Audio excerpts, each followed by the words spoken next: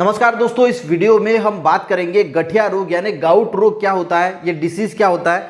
बहुत सारे लोगों को जॉइंट्स में पेन होता है। अगर पैरों के दो जो हमारे नीज के जॉइंट होते हैं उनमें तो पेन होता है, पर लोग समझ नहीं पाते कि ये गठिया रोग एक्चुअल में है क्या, इसकी क्या ट्रीटमेंट हो सकती है। हम एलोपैथी में जाते हैं, पेन किलर्स लेते हैं, थोड़ा दर्द जो है 2-3 दिन के लिए कम हो जाता है, फिर से दर्द होता है। तो सबसे पहले आपको ये रोग क्या है ये अगर समझ में आ गया तो आप ट्रीटमेंट भी अच्छी तरीके से ले पाएंगे, और पहले इसको समझना बहुत आवश्यक है।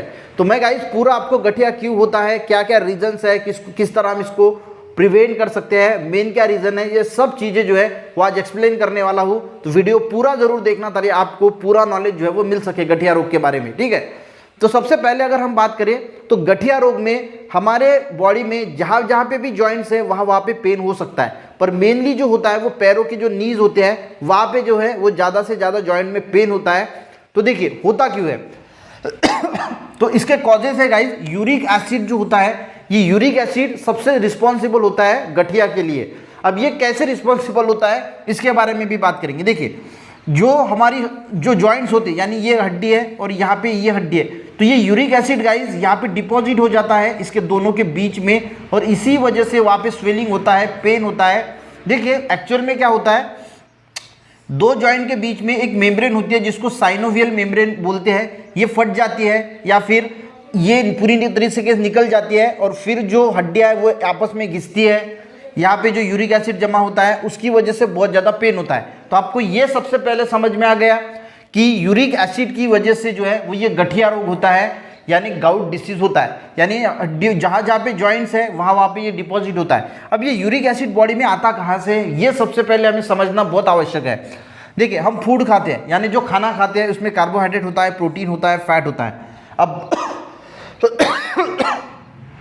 अब बहुत सारे लोग क्या करते हैं, प्रोटीन का बहुत ज़्यादा इंटेक करते हैं।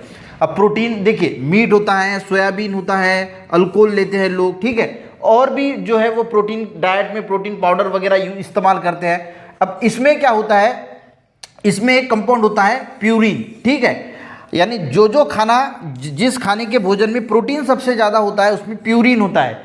अब ये प्यूरिन को बाहर जो निकालना है, तो इसका जो खाने के बाद जो वेस्ट प्रोडक्ट बनता है, यानी प्रोटीन के अंदर है प्यूरिन, और प्यूरिन का जो वेस्ट प्रोडक्ट निकलता है, यानी पचने के बाद हम इसको बोल सकते हैं कि डाइजेस्ट होने के बाद जो वेस्ट प्रोडक्ट निकलता है उसको बोला जाता है यूरिक एसिड। समझ में आ गया। तो यूरिक एसिड का मेन सोर्स कौन है, प्रोटीन। तो जितना ज़्यादा प्रोटीन खाओगे उतना ज़्यादा प्यूरिन बॉडी में जाएगा, उतना ज़्यादा यूरिक एसिड बॉडी में बनेगा। तो यूरिक एसिड की लेवल क्या है हमारे बॉडी में, 3.5 to 7.2 mg यानी मिलीग्राम पर डेसीलीटर इसकी लेवल होना चाहिए। इससे ज़्यादा अगर होता है तो ये फिर हड्डियों में जो है वो डिपॉजिट होता है। और क्या हो सकता है, यूरिक एसिड का एक स्टोन भी बनता है, किडनी में स्टोन बनता है, यूरिक एसिड स्टोन, ठीक है, तो वो किडनी में स्टोन भी बन सकता है यूरिक एसिड की अगर मात्रा ज़्यादा हो गई। तो अब ये बाहर कैसे निकलता है, यूरिक एसिड तो बनता है पर ये किडनी जो है वो उसको फिल्टर करती है। किडनी का काम क्या होता है, जितना भी वेस्ट मटेरियल है उसको फिल्टर करना, यूरिन के मार्फत जो है वो बाहर निकाल देना। तो किडनी क्या करती है, इसको फिल्टर करके यूरिन से बाहर निकाल देता है। पर अगर आपके बॉडी में ज़्यादा यूरिक एसिड है तो वो किडनी भी फिल्टर नहीं कर पाती, और इसीलिए फिर यूरिक एसिड जो है वो बॉडी ब्लड में वैसे ही रह जाता है, और उसकी वजह से फिर वो हड्डी के जॉइंट में डिपॉजिट होना शुरू होता है, या फिर किडनी में अगर डिपॉजिट हुआ तो यूरिक एसिड स्टोन बनता है। वैसे किडनी स्टोन में जो ऑक्सैलिक स्टोन ज़्यादा देखने को मिलते हैं, पर यूरिक एसिड का भी बनता है, यूरिक एसिड का जो बनता है उनको यूरिक स्टोन बोलते हैं, ठीक है, यूरिक एसिड स्टोन।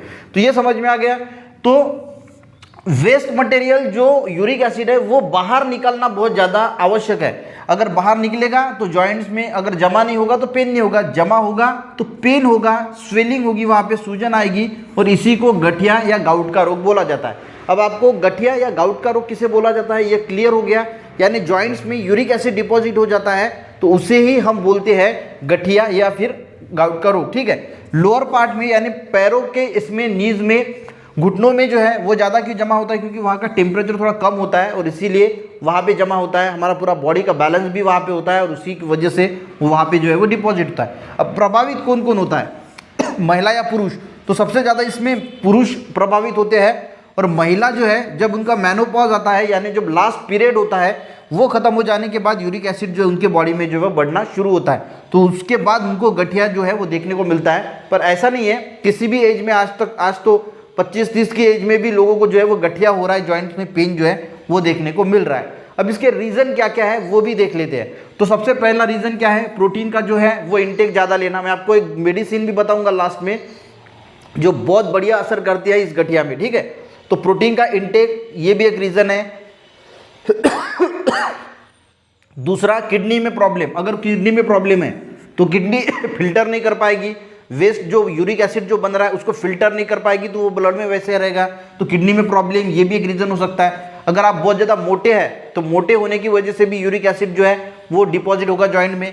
डायबिटीज़ है तो वो भी एक रीज़न हो सकता है। हार्ट में प्रॉब्लम है, फैमिली की अगर हिस्ट्री है गाउट की, गठिया रोग की, तो वो भी एक प्रॉब्लम हो सकता है। हाइपरटेंशन यानी हाई बीपी की अगर शिकायत है तो वो भी एक प्रॉब्लम हो सकता है। या अल्कोहल का आप ज़्यादा इंटेक करोगे, अल्कोहल के ज़्यादा इंटेक से भी जो है वो यूरिक एसिड बढ़ता है और जॉइंट में जो है वो जमा होता है। तो ये कुछ रीज़न हो सकते हैं जिससे आपको जो है वो गठिया रोग जो है वो होता है। अब बात करेंगे सिम्टम्स क्या दिखते हैं। तो जो जॉइंट्स होते हैं, जॉइंट में हमें दर्द देखने को मिलता है, वहाँ पे स्वेलिंग यानी सूजन आ जाती है और दर्द दिखता है। और कभी कभी हम मूवमेंट भी नहीं कर पाते, यानी थोड़ा सा भी अगर आप मूवमेंट करोगे तो मूवमेंट करने में भी जो है वो दिक्कत आती है।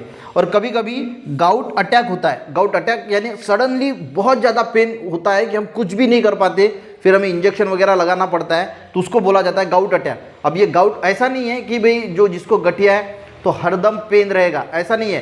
कभी कभी पेन आता है रहेगा, जाता रहेगा, आता रहेगा, जाता रहेगा। गाउट अटैक जब होगा तो सडनली 3-4-5 दिन में एकदम अटैक आएगा, यानी बहुत ज़्यादा पेन आप सहन नहीं कर पाओगे, इतना ज़्यादा पेन होगा, मूवमेंट नहीं कर पाओगे, तो उसको गाउट अटैक बोला जाता है। कभी कभी लोगों में गाउट अटैक जो है वो 1 महीने के बाद, 2 महीने के बाद, कभी कभी तो 6-6 महीने के बाद भी आता है। तो ये है गाइस सिम्टम्स जो हमें दिखाई देते हैं जॉइंट्स में पेन और स्वेलिंग जो है वो, और हम मूवमेंट नहीं कर पाते।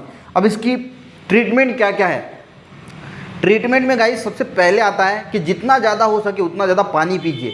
पानी से क्या होगा, जितना ज़्यादा पानी पिएंगे उतना वेस्ट मटेरियल जो है वो बॉडी के बाहर निकलेगा, यानी जो यूरिक एसिड जो वेस्ट मटेरियल है वो शरीर से बाहर निकलेगा, तो वो डिपॉजिट नहीं हो पाएगा, तो आपको गठिया रोग नहीं होगा।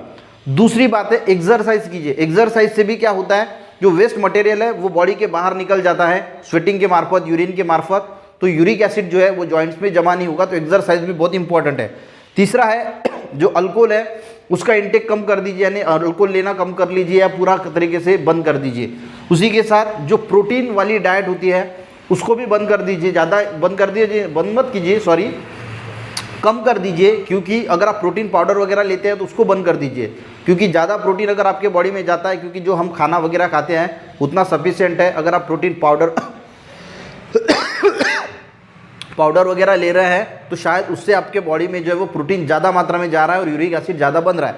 तो प्रोटीन लिमिटेड लीजिए, ठीक है। यानी जितनी, देखिए प्रोटीन की ज़रूरत कितनी होती है, जितना आपका वेट है उतने ग्राम प्रोटीन की ज़रूरत होती है, उससे ज़्यादा प्रोटीन ना लेने की कोशिश करें। और जो सॉफ्ट ड्रिंक वगैरह होते हैं तो सॉफ्ट ड्रिंक वगैरह लेने की कोशिश बिल्कुल भी मत करना, क्योंकि उससे भी यूरिक एसिड जो है वो बढ़ता है।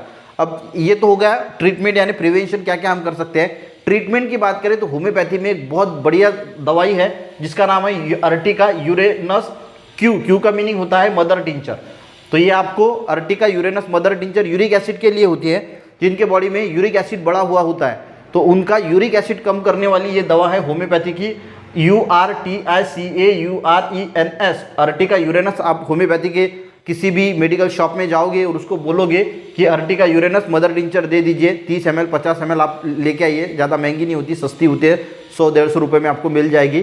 और इसको जो है वो सुबेरे, दोपहर को और शाम को हाफ कप वाटर में 15 to 20 ड्रॉप्स आपको डालना है और उसको पी लेना है। तो आपका जो है वो, अगर यूरिक एसिड बढ़ा हुआ है तो धीरे धीरे यूरिक एसिड जो है वो कम होगा और आपको जॉइंट्स पेन में जो है वो राहत मिलेगी। तो ये है गाइस पूरा गठिया रोग के बारे में बताने की कोशिश की।